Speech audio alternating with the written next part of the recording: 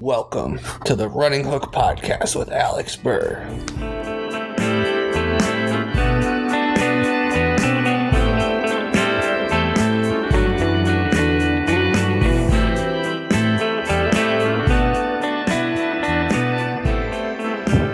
Hello, and welcome back to another edition of the Running Hook Podcast. This week I am joined by a first-time guest, Devin Voss.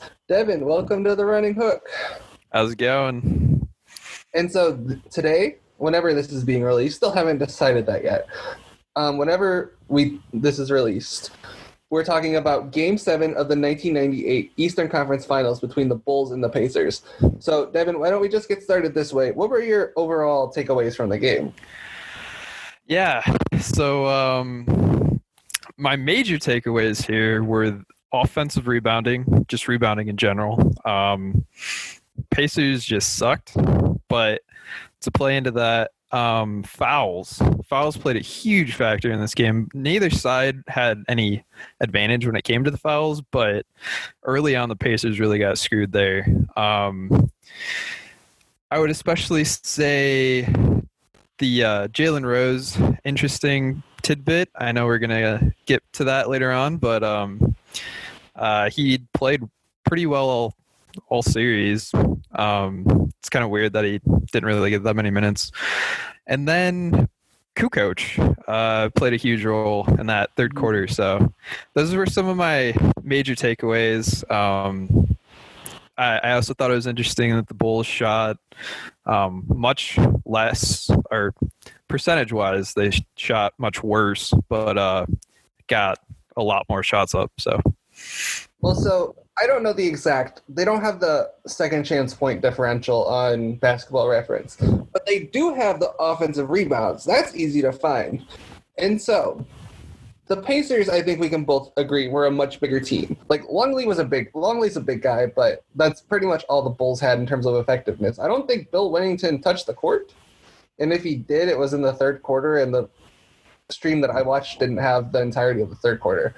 So Longley was out there, Kukoc was out there, and they really didn't have anyone that could guard Smits, but Smits didn't touch the ball. But we'll get to that later, too, because I feel like that was another egregious oversight. And so the Bulls had 50 rebounds, 22 offensive, and the Pacers had 34 rebounds, and 4 of them were offensive. The Pacers were a much bigger team. Frankly, it's inexcusable to allow that many offensive rebounds in a Game 7.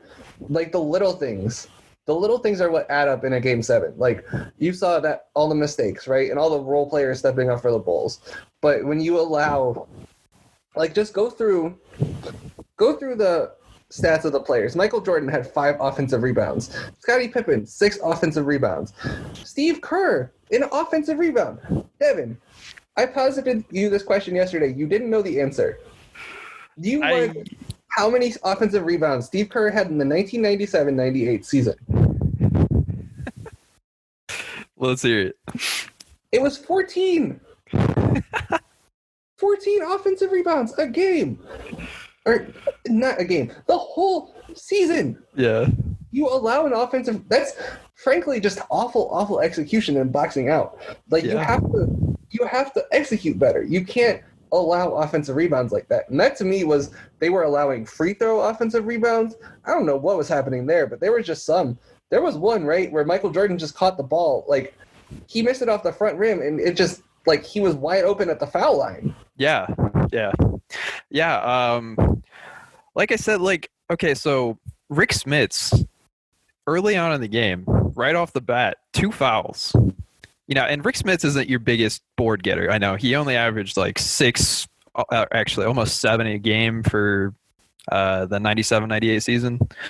But even then, just his size compared to some of the other people would have played a difference. So, you know, him picking up 2 fouls early in the first quarter, sending him out, and then coming back in the second quarter and picking up a foul, already going right back out. I mean, do I think that it would have played a difference if Rick Smits hadn't picked up, 4 or 3 fouls before half? Possibly. I mean, look at the way that he was rolling before. I mean, doesn't show it on the stat sheet, but like he was in rhythm before they went out, and it was like it could have played a big impact on that game because Rick Smits was the second leading scorer for the Pacers, and him going out really hurt. But let's not even forget about the biggest board getter, Antonio Davis. He had 3 fouls before halftime too. So, that's your biggest rebounders on the bench because they keep picking up fouls. And just going through the combined fouls, like you said, both teams, they combined for 63 fouls, the two teams, right? I don't think nobody actually fouled out, but Scottie had 5, Longley had 5, Rodman had 5, and Rodman only played 28 minutes. Antonio Davis fouled out. That's the only guy. But McKee had 5, and McKee was guarding, he was on the wing a lot. Rick Smits had 5, Chris Mullin finished with 4, Travis Best somehow finished with 4. I don't know how he finished 4. But it's like all those fouls at some point add up. Although another thing from this game is that there were so many missed free throws. The Pacers shot 23 for 37 from the line, and led by Dale Davis. Dale Davis put on a free throw missing clinic. 3 for 10 from the foul line. It was bad. He had a positive impact in every area of the game, but that was pretty much negated by 7 missed free throws. If he makes, if he makes 3 of them, there's a way better chance that they make the game. But instead, he misses 7, and it just is like clank, clank, clank. And Costas mentioned is like, if there's a guy you want to foul for the Bulls, it's Dale Davis. And because Reggie shot 4 for 4, Mark Jackson 3 for 4, Rick Smits 7 for 8, Antonio Davis 3 for 4, Derek McKee 1 for 2. The other guy that missed more than one, only guy that missed more than one free throw other than Dale Davis was actually Jalen Rose, but that happens, right? And the Bulls, MJ shot 10 for 15 from the foul line. Scottie shot 5 for 9. Frankly, it's a stunt. So my biggest takeaway from this game was just how much Michael and Scottie dominated without scoring the ball well. They totally put their print on this game. Because if you just go and look at the other stats, right? So for Michael finished with 28 points, 9 for 25 shooting, 9 rebounds, 5 offensive. I already said that. 8 assists. MJ was the main he did a great job facilitating in this game. Like, I watched other old Bulls game for this podcast the other week, and it was Scottie doing the facilitating and Michael doing the finishing. But in this game, you had so many other of the role players stepping up. Tony Kukoc 21 points, Steve Kerr 11 points. Harper had a couple layups. Although Harper, I did not see this. He shot 2 for 6 from the foul line. So, this was definitely a game of Michael imposing as well, because there was a couple offensive rebounds in there. Some of them were not boxing out. Some of them were just like Michael just being a crazy, crazy athlete. Like there's that one in the first quarter that sticks out in my mind where he just jumps through everybody. Like, what I remember. Right? Like he jumps over Smits, he jumps over Davis, and just like he's in a crowd of 4 guys and somehow comes down with the ball. Like, that's nothing other than Michael Jordan being superhuman. And what did you think of Jordan and Pippen in this game?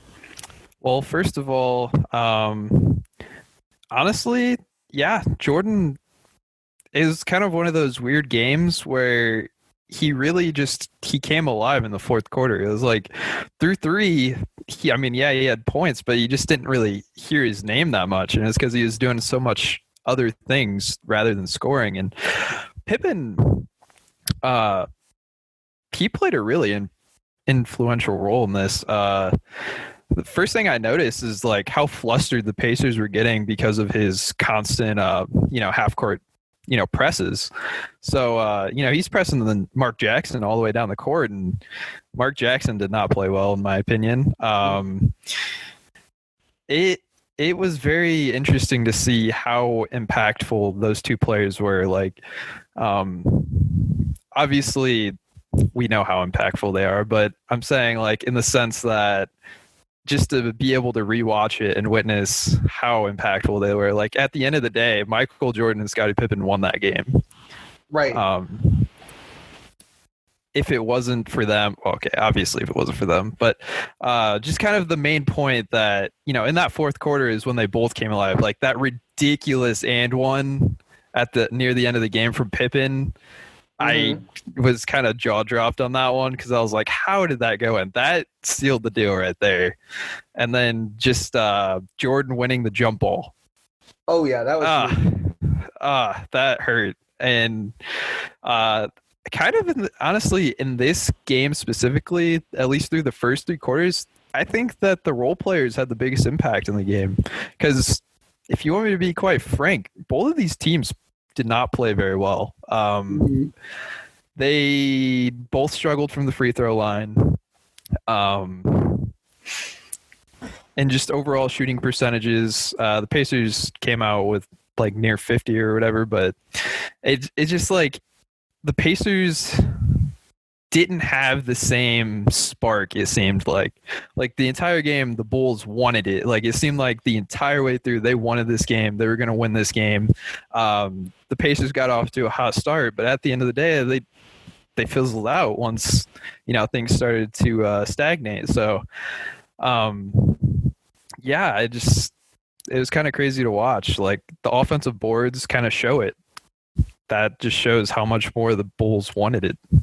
And to me, so watching this game, I don't know what you'll feel about what I'm about to say because I didn't share this with you, but watching this game kind of reminded me of like other Game 7s from the recent vintage, right?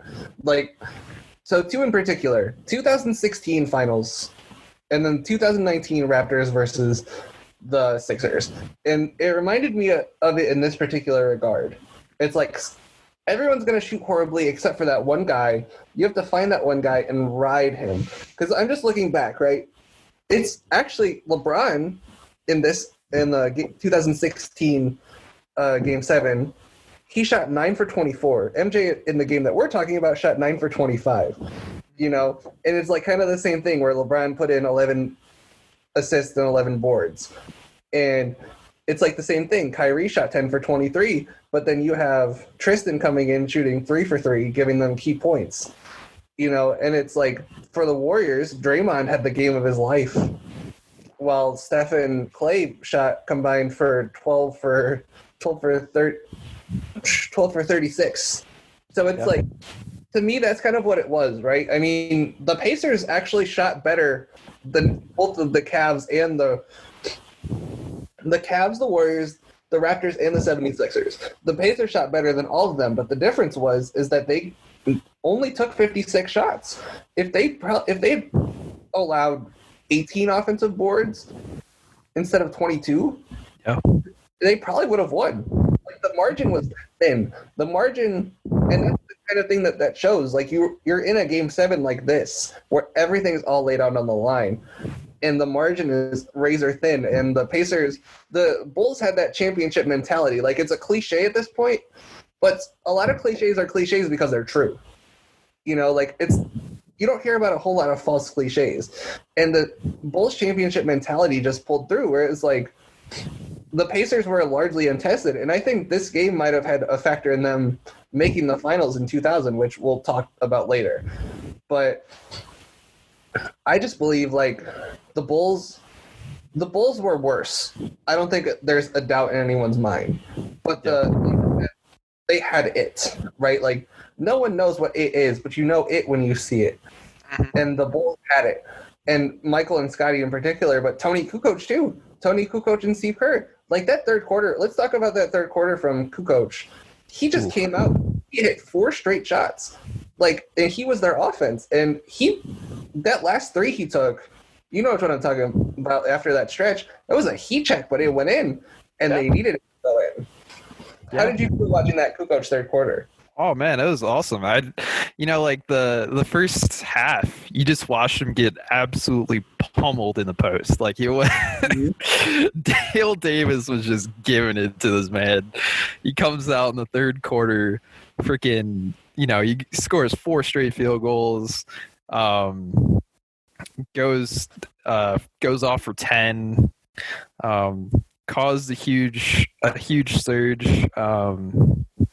But to their credit, I mean, Pacers came right back at them, and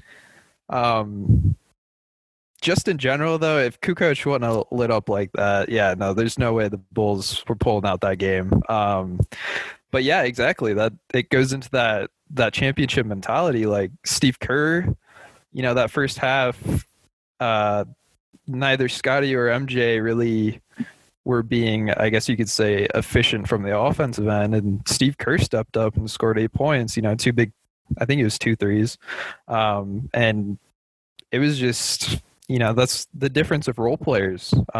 Pacers role players, they kind of sucked.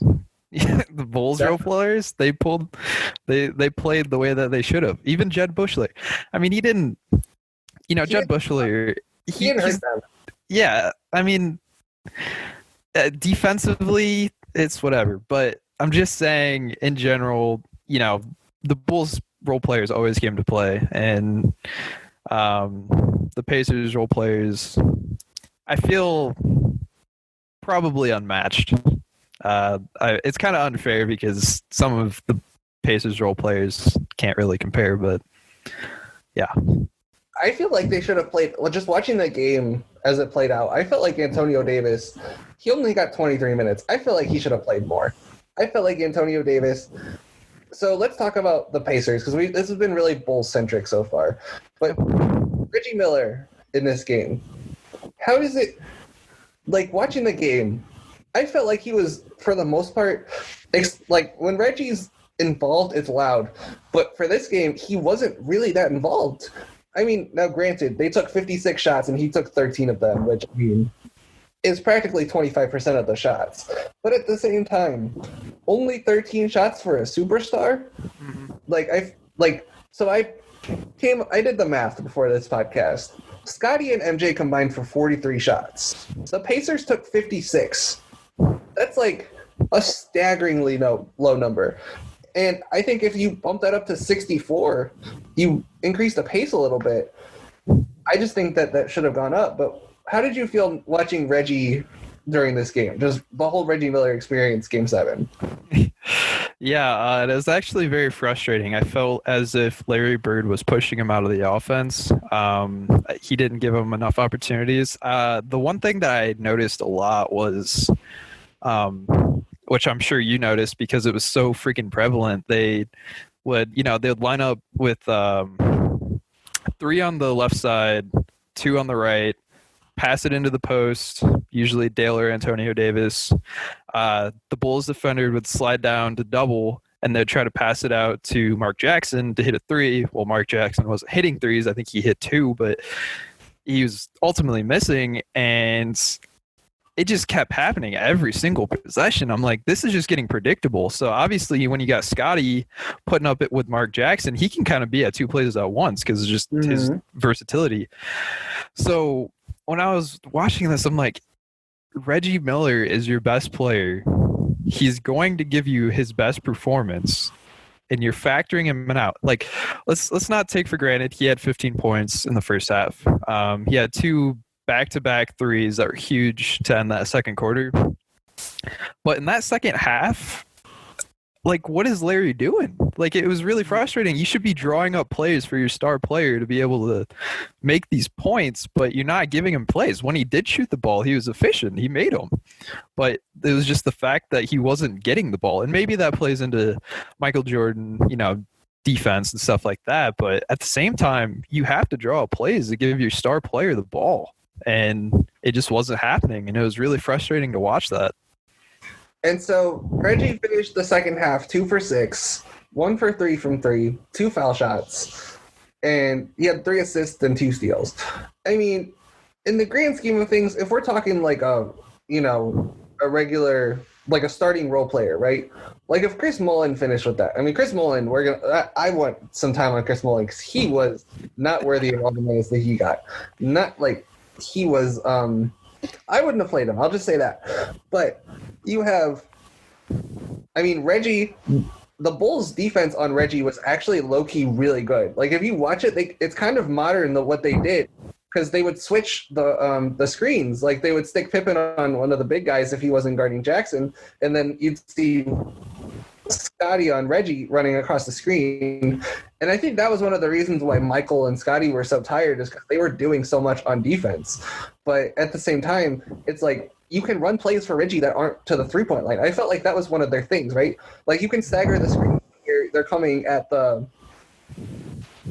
elbow extended area, or like, at the foul line, or even at the foul circle. Like, that was part of their problem to me. It's like, you were trying to force the ball into Smits or Davis, right? And while that's a good play, it's like, Scottie's good enough on Mark Jackson, right? I think this was the last great Scottie Pippen game, because you saw what he could do going from, like what you said, he could be in two places at once. He wasn't making it easy on either the entry passer or the post player. And so you watch that kind of style of play, and it's like, wow.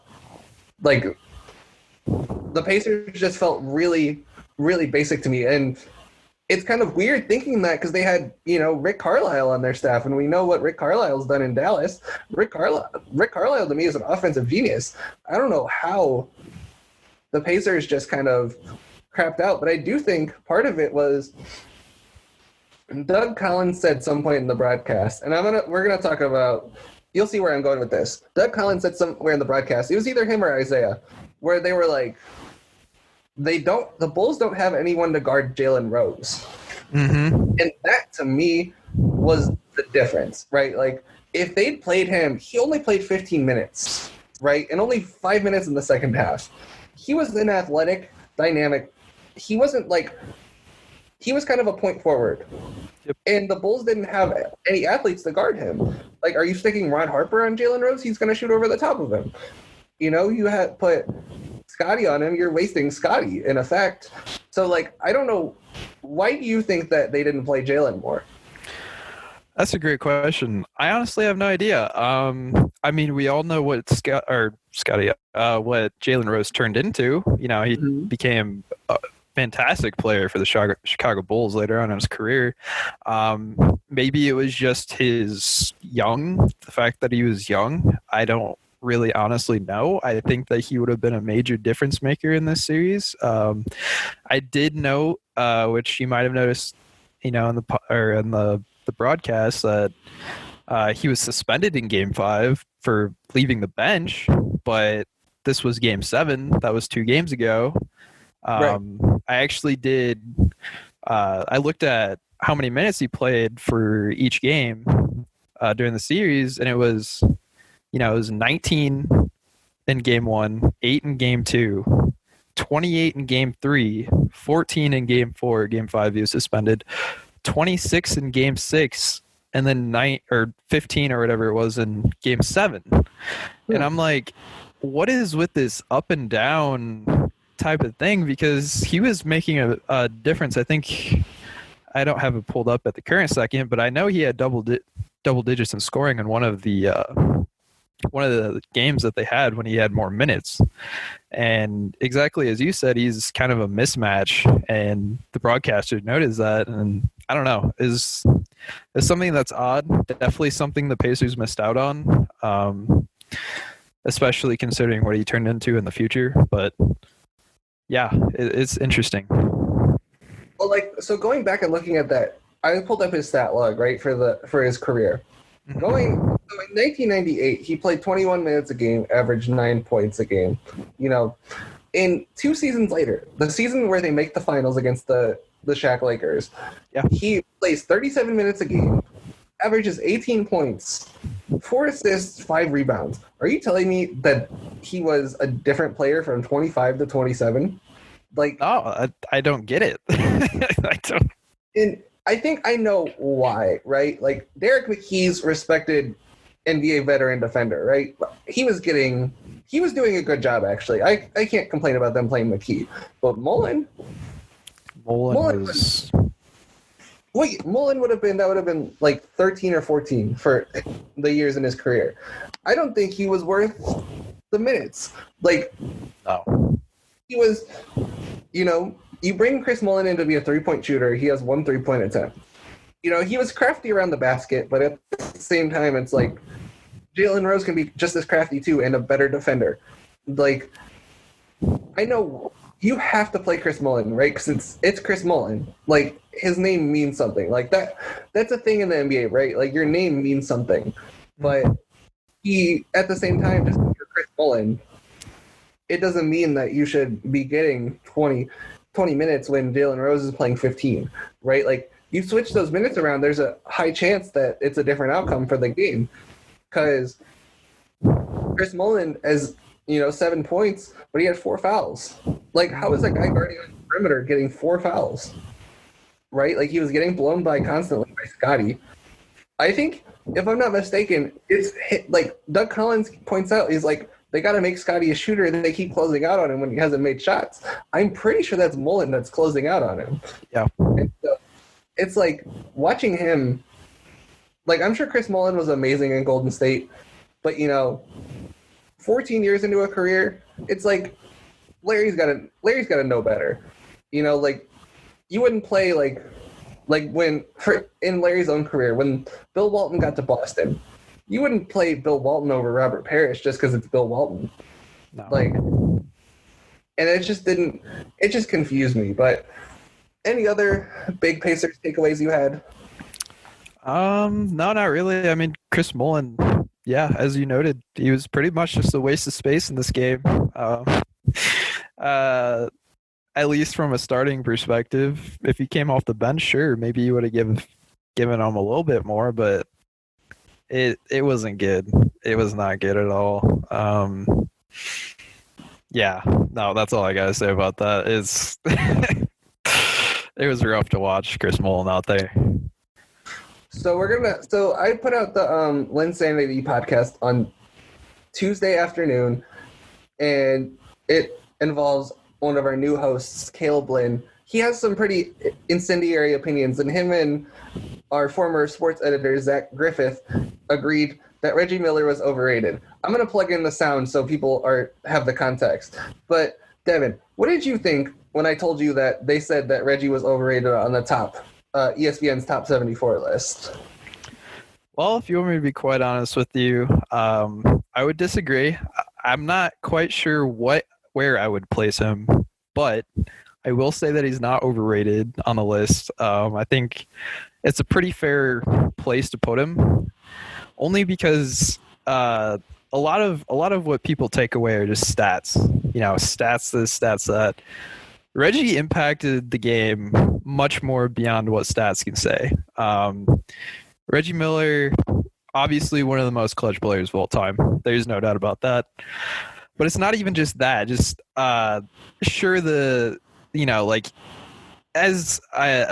noted on the podcast, only 3 rebounds, 3 assists. Sure, that's fine. That's fair. That's a fair argument. But the thing is, to me, is he did things that were just ultimately made him a superstar. Like stuff that you're not getting from other players. Yeah, he's by far the greatest Pacer of all time, but to say he's overrated to me is just I don't like that assumption because he impacted the game so much to me. I don't know. I'm putting a name on this segment. It's called Alex reads a gratuitous stat line from a player from an olden age. And we're going to do Reggie Miller from 89-90 to 99-2000. Okay? So in that 10-year stretch, he averaged 21 points a game. And we're just going to do straight shooting because, the 3 rebounds and assists is a knock. But he did average a steal a game, which, isn't easy. He got to the foul line 6 times a game and made 89% of them. He shot 48% from the field, including 41% from 3 on 5 attempts a game, which in the 90s is a lot. Like, you don't see a whole lot of guys from that era taking 5 threes a game. And the 2-point percentage was 52%. So it's not like he was a scrub. Like, he was a good scorer, and if you want to go look at playoff numbers, his playoff averages are even more ridiculous because the numbers in the playoffs if you just want to go from the seasons, I'll just go till 2002 because that was probably his last good year. He averaged 23.5 points a game in the playoffs. He made it to the line an extra time a game, so he was getting 7 foul attempts and upped his 3-point attempts to 6 and made the same percentage. And I mean, he shot 46% from the field, so just like one tick lower in overall field goal percentage. But to have similar numbers in shooting while upping your averages is hard in the playoff. Like, I don't think people grasp how good of a playoff player he was. And just go back, I'll read you the 94-95 averages because he played 17 games, right? And that's a lot of postseason games. 25.5 points a game, steal a game, 7 foul shots a game, 52% from 2, 42% from 3 on 7.5 attempts a game. Like, it's... I could grant you that maybe he is a little overrated, but to say that, like, he's close to 50, like, you can't, if you think, because what, he was like 48, wasn't he, or something like that? Yeah. Like, we could quibble about overrated, underrated, whatever, but to say that he was, like, not in that range is kind of, frankly, ridiculous to me. Like, some guys, like, is Klay Thompson going to average damn near triple-double numbers? No. But is Klay Thompson not like a Hall of Famer? No. Yeah, that's a fair point. And that's what I think it was even brought up on the podcast. And yeah, I read it the other day from Bill Simmons is like, ultimately, at the end of the day, regular season stats are whatever. It's what players can do in the playoffs that's what really matters. And Reggie always elevated his game in the playoffs. And that's something that people don't necessarily look at. It didn't end up in a chip, but granted, look at the teams that he had to face throughout the 90s and early 2000s. So, I mean, it's just, yeah, I agree. He's got to be somewhere near 50. Not all players statistically pop out on page. It's more for some people their impact. I mean, I mean, the fact that he averaged 26 points a game through 17 playoff games, and then the 1990-2000 season, he averaged 24 points a game, on 17.5 field goal attempts a game. Like, in the playoffs, shooting 45% from the field is hard. Like, I don't think people grasp how hard it is. And I just think, so I kind of want to use this to transition, though, off of a discussion that I wanted to have. So, how strongly do you feel about if I said that I don't think you could win a championship with Reggie Miller as your first option? I would say it depends on the coach. Ultimately, yes, I would agree. I think that Reggie Miller would probably be the ultimate second option on a team. You pair him as a second option, and that's going to be really hard to stop. But if you were to be able to find a coach that could actually make him the primary player in a relatively modern style offense, then I think you would have no issues with Reggie Miller being your number one option. But we got to consider this is the 90s. Things are completely different, whatever. So yeah, I think he would be probably one of the best second players you could ever have. And he might have had more success with that, but hey, this is the Indiana Pacers, and you spend your career here, you're probably going to be the best option on the team. So, right. Well, and it's like what we were saying, right? Like, just looking at the playoff numbers, definitely step up, but at the same time, I think there's like flaws in his game, right? Like Michael and Scottie, what they have over Reggie, and why they're ultimately better players than Reggie, is that they can both create with off the dribble, right? Like, and Reggie just couldn't do that for whatever reason. I'm sure if you asked him to, like, I don't think I've ever seen him dribble, right? Like, yeah, he had one drive this game, right? Like yeah, it went in too. Mm-hmm. But other than that, it's like he was great off cuts. He was great, like incredible off of curls. There was one beautiful play they ran for him. It was that in the first quarter where they just set Smith set a really good screen. Reggie cut up through the middle, and Michael couldn't even contest. But to do that, like, I'm not saying they're similar level of players, right? But like, nobody could ever win a championship with JJ Redick as their best player. Yeah. And like even like a supercharged, like the absolute best version of JJ Redick, which I think is Reggie Miller. I started to think that Clay was better than Reggie, but just watching how explosive he was, even in this game where he was subdued, he still just is like when he was loud, he was loud, right? Like those threes that he hit were just huge. And he had a couple of demoralizing ones, like back to back in the second quarter, where it was just like, oh my God, this is massive. And then, but he shot, hold on, let's go back to that box score, because I don't remember how many shots he shot in the fourth quarter. I think it was just one. Yeah, it was not enough. He only shot one shot in the fourth quarter. Like, you got to feed your star the ball. Exactly. Like, I don't care. Like, and I mean, like I said with the switching defense earlier, but at the same time, you got to feed him. You can't let him, even if he catches the ball where he doesn't want to catch it, let him take a dribble or two, you know? Right. You don't want the guy going down, like, not swinging, right? You want the guy to go down and show the best of his ability. Because it was,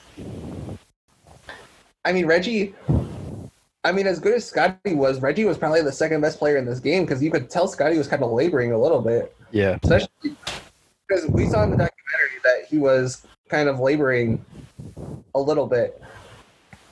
But he didn't have the back injury that was destroyed him in game 6.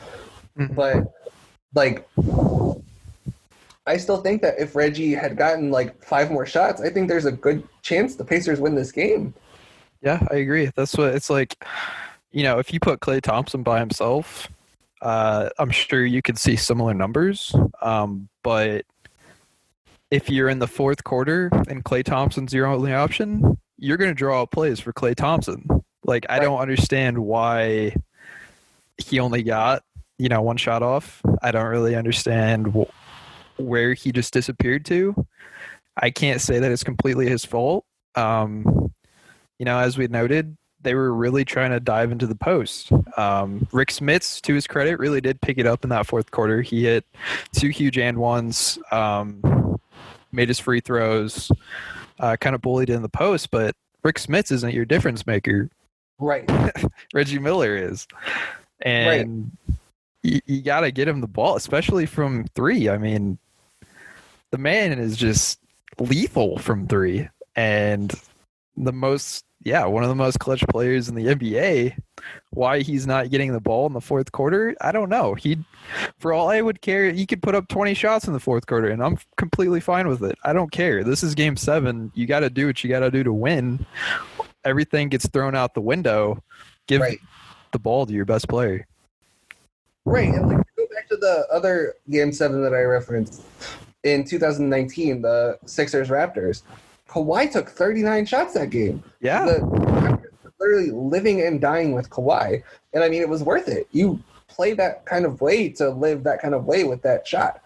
Like, it was, and Michael and Scottie obviously were – I mean, I wouldn't say that Michael and Scottie in 98 were – Michael was, but Scottie definitely wasn't. But, like, the fact that those two put the team on their shoulders and took – almost half of the shots. Mm-hmm. Like, that's you got to have guys that are willing to take a majority of your shots. Yep. Even if it is just 2 guys. But I think the Pacers team was nearly perfectly constructed. They just needed one more. If they were going to do it this way with Reggie, they needed one more dynamic scorer, and I think that's what eventually Jalen Rose turned into. But I just don't think they knew what they had with Jalen in 1990. They didn't. It's unfortunate. So, we didn't really talk about this much, but that jump ball, how does Rick Smits not win that jump ball? Like, that's just... just go ahead. That's just pure determination. That's the GOAT versus Rick Smits right there. That's just, there's no words for it. Rick Smits absolutely should have, but what MJ is going to MJ.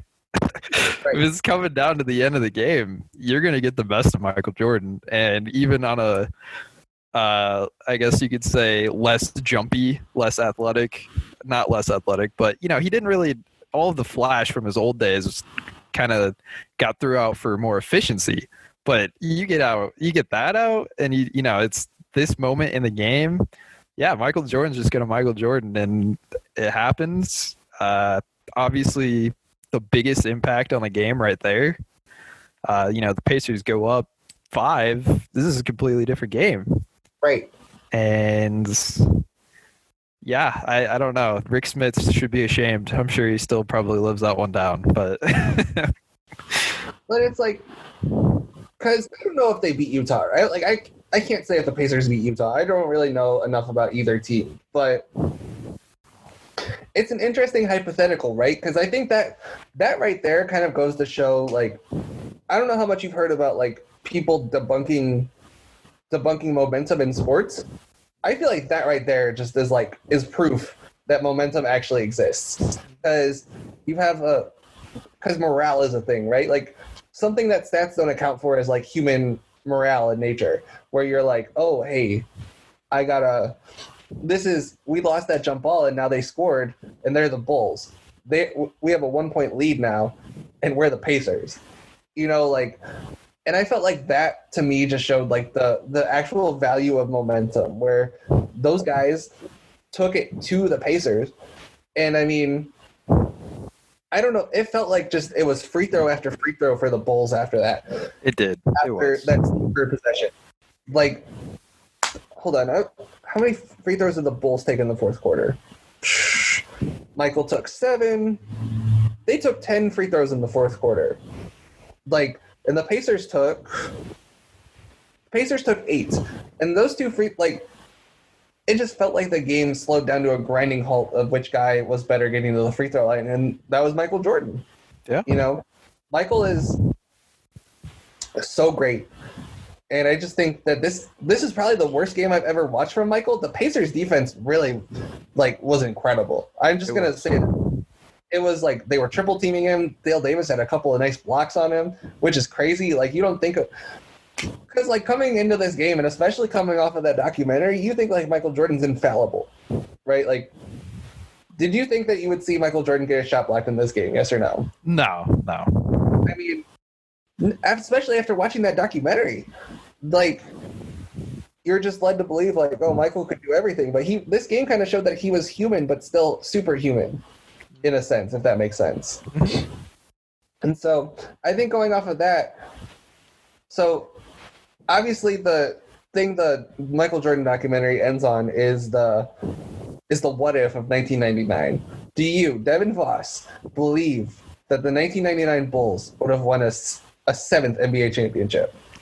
First of all, let's consider who won in 1999, which was the Spurs. Is that right? Yeah. Do I think they could have won? Yes and no. As we both know, the Bulls have just that strong will, that strong desire. They're always going to, especially Michael Jordan, they're going to play you till the very last minute. But at the same time, considering the circumstances that we found out through the end of the documentary, I don't know. It's tough to say. I mean, Jordan, I do think Jordan would have obviously been spectacular. I feel that it's shameful that we got robbed of 3 more years of his career before he turned back with the Wizards. It would have been interesting to see how that turned out. Pippen was slowing down. I think that's probably natural. Rodman, I don't know. That's what I'm saying. Those 3 together were just so great that it's hard to see them losing. But at the same time, with the rising Spurs, I mean, you got David Robinson, Tim Duncan, all of them all them dogs, and I don't know. It's tough to say. Honestly, it's definitely a big what if. The East was definitely rising in competition as well. So I do think that they should have had the right to play till they lost it. But, Jerry Krause, so. Well, and I'm not letting Jerry Reinsdorf off the hook, but if you listen to this week's Michael Jordan documentary recap, you'll hear me let Michael Jordan have it for the second consecutive, or not Michael Jordan, Jerry Reinsdorf have it for the second consecutive week. First, I don't know if you listened to the last week's Michael Jordan one, but I tore Reinsdorf apart for the baseball strike because the 1994 White Sox should have won the World Series. And Reinsdorf to me gets off the hook a little too easy. I just don't think 4 in a row is possible. Look at the way those guys looked exhausted in this game, right? Yeah, exactly. Like Harper looked exhausted. Like Harper was falling over himself. Like he really didn't look good for most of this game. I mean, he was doing good cuts and stuff, but at the same time, 2 of 6 from the foul line. I think 2 for 6 from the foul line means you're tired. Like I don't think there's anything else that can be gleaned from that. And I think they were all just tired. I don't think it's possible to win 4 straight. And so let me ask you this. Do you think the chance that they didn't have for a title helped the mythology of the Bulls? As in? Do you think that them not having a chance to lose helped the way we remember them? Yeah, I think that them going off on... this is just my personal opinion. I think that the final shot from Jordan is way more iconic than what's labeled as the shot. And just seeing him leave as a Chicago Bull in that fashion puts such ultimate closure to how great everything was. So in my opinion, I think it was a perfect ending. You can't ask for a better ending than that. Your best player from all those years closing out your 6th championship. I can't think of any better way to close that out. And yeah, I do think that. If they would have played it till they lost it, it might have been a different story. But at the same time, would we even remember that? Right. I don't know. But yeah, I think that the way they ended should be. I think that was a perfect ending to me as a storybook ending. You can't ask for anything better. It's better than the Lakers closing, the Lakers just imploding from within. Right. So, yeah. Yeah, but and I just feel like Michael kind of ruined that with his career. I don't think he realized how good he would have had it. But there's just something about, knowing you need to leave when you don't have it anymore, right? All the great ones do it, right? Go look at Magic the year he came back in 96 and played power forward. Just go back. Magic was still doing really good stuff in the post, but it was all those greats need a shot to say that I'm done, right? They either need Larry had the massive back injury. Kareem sucked his last year. Duncan wasn't great his last year. I'm not going to say Duncan sucked because he was still a valuable member of that team. But you just go through the list, right? None of these guys are going to go out the way they want to. It's not they're not wired that way. And I think that's what showed with Michael coming back to the Wizards. And go back and look at those Wizards years. Go look at the stats. They're impressive for a guy who hadn't played in 3 years. 3 years, put on a lot of weight. Yeah. It's just insane that he could have had literally the perfect ending of a career in sports, but it just never. Your ego gets in the way, and I don't blame Michael at all personally, wanting to come back and prove himself, but at the same time, the push off, or call it what you want. He said he didn't push off, but okay, Devin, push off, yes or no? Last shot. When you rewatch it surely looks like a push off. I really don't think it was that hard.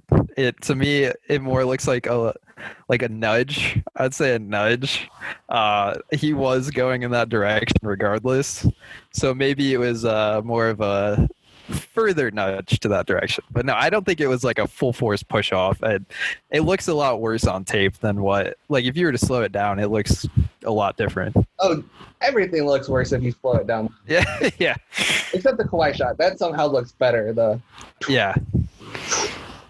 But so I have a couple Last Dance related questions that I didn't really prep you for, but I'm curious on your thoughts. Okay. First question. Overall, how did you like the series? Probably the best docuseries I've ever watched. No doubt. There's nothing that can come close to it. Maybe one day when we get that Kobe or LeBron doc, sure. But as of right now, never watched a documentary that's better than this. And so, going off of that, what was your favorite as a whole? What was your favorite part of the documentary? Great question. It's good. Like, it's deep. Yeah, there was a lot of times where I got goosebumps just from watching what had happened. I think I would have got goosebumps if they would have just ended, like, went black screen when Jordan hit that final shot. I think that would have been awesome. But anyways, favorite moment. It's not necessarily a favorite moment, but it's a collection of moments. The favorite two are Jordan after winning his first and Jordan winning on Father's Day. And when you think about Michael Jordan, and this is something that I've actually been stumbling over, even like with LeBron, I can't think of a player with more iconic pictures. Maybe it's because there were just constant cameras surrounding Jordan, but like when you think about Michael Jordan and you compare that to, like, I don't know, like LeBron, I can think of one iconic picture, and that's the D-Wade, the throw up when he's doing the whole and LeBron cocked back in Miami. I don't know. I'm just saying that just in general, it really left an impression, and just him showing that emotion after working so hard and pushing himself that far, and the team being a collective team and sacrificing, it really hit me. Like, I could feel his emotion. Like, if I were in that same position, I would probably be bawling my eyes out too. Like, it's just something that really connected with me. And going back to the as a team element, right? Like, going back to this game, did you watch the interview he did with Ahmad after the game? I did, but I wasn't paying full attention. Okay, so he was crediting the team, right? Like, he knew, he had the awareness to credit. Like, he's like, Luke did a great job, Tony did a great job, Steve Kerr did a good job, and it was like, I don't think he came off as bad as he thought he was going to come off, but he definitely came off like a certain kind of way. And the fact that he was self-aware enough to credit those guys at the end of the game, to me, showed like that this guy, A, he's just from a different era. B, it's like he had the self-awareness enough to recognize the fact that those guys helped win the game, right? Yeah. And I think one of the core differences between LeBron and Jordan is that LeBron curates his role players. Like, Krause, for as much as you want to give him flack, and believe me, he deserves a lot of it, but he chose the role players for Jordan, and those role players stepped up. Yeah, I agree. Right? Steve Kerr, like, Kukoc had the game of it. I think this would probably be the game of Kukoc's life. Yeah, I would agree. And, obviously Jordan had something to do with that, but the fact that he let himself be coached, and the fact that he let teammates, like, I mean, obviously there are stories of him driving guys out of town and, like, ruining guys' careers, but those guys that Krause chose, they did a really good job. Like, yeah. Yeah, I actually... Oh, wait, you go first, sorry. No, you go ahead.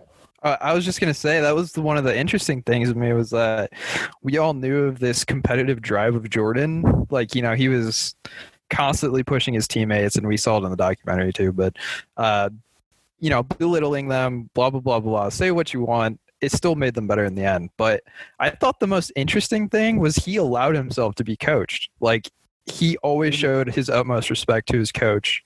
He never, even even his first coach, whatever his name is, like he allowed himself to be coached. And I think it was just kind of interesting to see how all of that played out, because you think of Michael Jordan, like, okay, you think of LeBron, he wants to play coach, but like Jordan, well, in a sense, but Jordan, like, I don't know, he allowed himself to be coached. He disagreed with Phil Jackson's system at first, but once he actually was showed the ins and outs, he allowed it to happen. And I just thought it was interesting, the versatility and the respect he had for his coaches.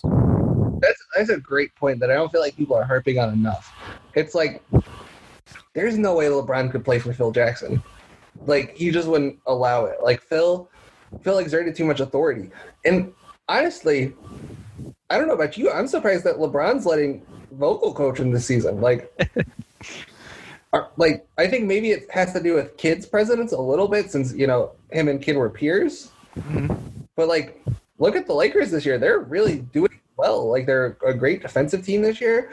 But this is like one of the first time in years that you could say LeBron's actually buying into coaching and playing defense. Yeah, I agree. You would never, ever, ever say that about Michael Jordan.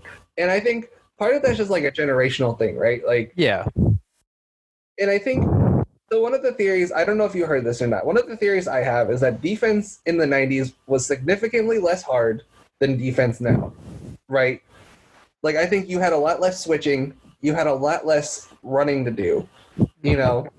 Like, you had to be a lot less mobile to be on the perimeter even. Like, you could play Judd Bushler they only played Judd Bushler for 10 minutes in this game, but you couldn't get away with playing Judd Bushler in a playoff game today. Hell, you have issues trying to play JJ Redick. And JJ Redick's not a bad defender by any means. Like, you have to be a lot more mobile. I mean, JJ Redick's in top shape, so, you know, he's going to be a lot more mobile. But, like, you just have a bunch of guys in the league now, like in this game, that wouldn't be in the league now. Like, I think Longley would probably be in the league, but I don't think Kerr would be in the league. I don't think Bushler would be in the league. I don't think at this point in his career, Mullen would have been in the league. You know, Smits definitely wouldn't have been in the league. You just go through the list, and it's like, I think the way that defense is played. So the guys that are definitely in the league now from the Pacers, Reggie Miller, obviously. Yep. Mark Jackson could probably cut it, but he would have a hard time getting time playing. You know, prime Chris Mullen, yes. Year 14 Chris Mullen, no. Derek McKee, yes. Antonio Davis, yes. I think Antonio Davis over Dale Davis, because Antonio Davis seemed Travis Best is probably putting in 15 a game for like the Wizards. You know, Jalen obviously plays. Oh, actually, sorry for the real quick detour, but did you notice who was sitting on the end of the bench for the Pacers? Yeah, Fred Hoiberg. Yeah. And Mark Pope. Yeah. For those that don't know, the current coach of Hoiberg is at Nebraska, right? That's a great question. Should probably have looked this up. Yeah. But I know Mark Pope is at Washington, University of Washington. So it's funny, college basketball coach is sitting at the end of the Pacers bench. Yeah. And one on the roster playing. Right. For the Bulls, I mean, sorry. Who is the coach for the Pacers or for the Bulls? Was it Steve Kerr? Yeah. I'm an idiot for a moment. Okay, segueing out of that, because I thought that was interesting and funny. So, going back to The Last Dance, how did you feel The Last Dance portrayed this series? It certainly did no favors to Scottie Pippen. Oh, yeah. Maybe that's just his personality. I don't really totally know, but at first it was a good light. He definitely, it showed how impactful he is. And he is as a basketball player, but as far as character-wise, it did not reflect on him very well. He definitely, like, for instance, when he quit during that playoff series, I didn't know about that, and I was shocked. I was like, this is your best player, and he just quit on you. But anyways, as far as total, I think it definitely asserted Jordan as the number one in the NBA. And maybe that changes, but as of now, Jordan's still the best player. Just everything he did, people don't even bring up the fact that he played terrific defense. And so he had a lot of impact on the game, and just him drawing defenses in and being able to dish it out. It's a bunch of stuff that you don't see on a stat sheet that you got to kind of witness, especially for our generation, because we grew up with LeBron. So it's respectable that people think that LeBron is the greatest of all time. But reflecting on Jordan, I think it gave a lot of people the opportunity to show them what he was about, how he played, and how good he was. And so I guess my last dance question. This produced a lot of memes. What was your favorite meme from The Last Dance? That's a great question. The glove was very funny. He just completely shat on who we consider one of the best perimeter defenders of all time. And Isaiah Thomas has had to be the funniest. But the best non-Jordan meme was Horace Grant by far. That was my favorite one. I put this into one of the Jordan recap podcasts, but when it was the security guards and he was the shrug. Well, and not only was the shrugging gif great, but that when Jordan was like, that coin rolled, and the security guard was like, watch that money roll right into my pocket. Yeah, that was so savage. It was. This was a lot of great exposure, and I thought, like, there was a lot of nits to pick, and if you want those more in depth, listen to the MJ recap pods I've been doing with Bryce Shade. Like, we've been going more in depth, but I mean, overall, it's a great viewing experience. There's really nothing you can say about that. Oh, I love the way that they did the timeline. I think that it was appropriate for what they were trying to convey in the documentary. I think that it was just perfect. I can't say anything that they did wrong. There's nothing they did wrong. They conveyed it perfect. They showed both positive and negative sides of things. They showed, I think one of the most important things that it showed was the stardom factor and how that can play into someone's mind. It makes me respect like the way that LeBron handles off-court stuff. It makes me respect him tremendously, because just to think like, this is Michael Jordan, this is the greatest of all time, and he's just swamped. He's just exhausted from, the media pressure and everything. And you look at LeBron, and it's almost like it doesn't even faze him. And it's kind of crazy to see that, and it makes me respect him a lot for that, because, it's you got to have a strong mindset. And Jordan obviously did, but even the best of us can, go into that type of place. And so the fact that LeBron's done this he's been popular since high school. Nobody really knew Jordan in high school, but this was the 80s. So, or 70s, I guess, too, whatever. But just in general, yeah, LeBron, yeah, he's mustered that since high school. He's been on magazine covers since high school. To deal with that his whole career and not even really flinch about it is just amazing. And I guess going off of that point, one thing that we don't credit LeBron with enough, like after watching this, is like you saw how they made a point to show how tired he was in 1993 and 1998, right? LeBron kept pushing through that, like to do that every single year, And I mean, the record you can use against him, sure, but to push through and make the finals every single year, even when you're losing, like after losing to the Warriors like that and still make it there, I think that doesn't get talked about enough. Personally, I think he pushed his mental toughness is underrated because he got successfully guarded by JJ Barea in the 2011 finals. I mean, yeah, that's true. But yeah, to do that over and over and over, yeah, it's gotta take a toll, but it just doesn't seem to do it for him. And I mean, winning that championship in Cleveland had to have taken a big impact, and just the emotion from that had to be so much more rewarding than what those Heat championships did. I mean, to win it with the Heat with those players, sure, that's great. Even like in that post game when they were the ceremony, it just wasn't like as affectionate, I guess you could say. You know, like you just see him raising the trophy. That's all I can really remember. But then you go back to his Cleveland one, and he's like literally crying on the floor, and like, you know, just looks incredibly exhausted. Just put everything he had. Yeah.